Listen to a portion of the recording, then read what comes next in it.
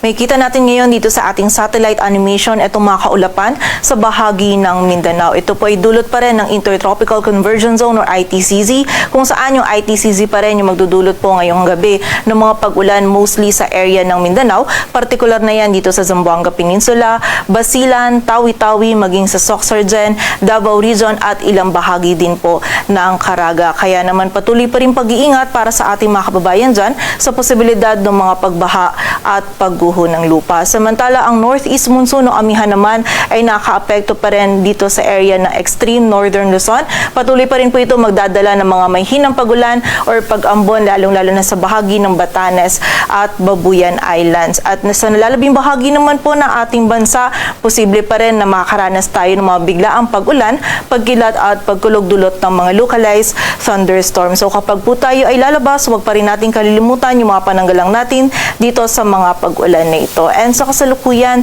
yung minomonitor po natin na low pressure area sa labas ng ating area of responsibility.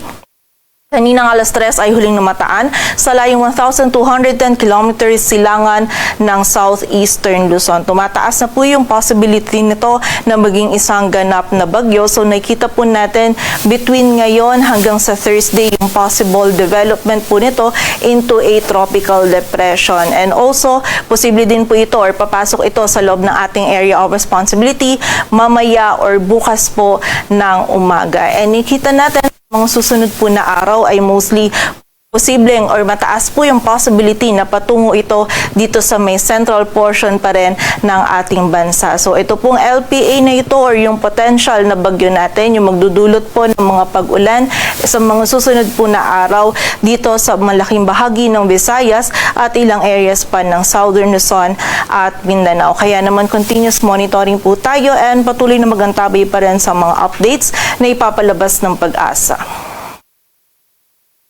And bukod po dito sa LPA na minomonitor natin, yung dating si Bagyong Verbena ay huling namataan naman sa layong 425 kilometers northwest ng Pag-asa Island and wala pa rin po ito or wala na po itong epekto pa din sa anumang bahagi ng ating bansa.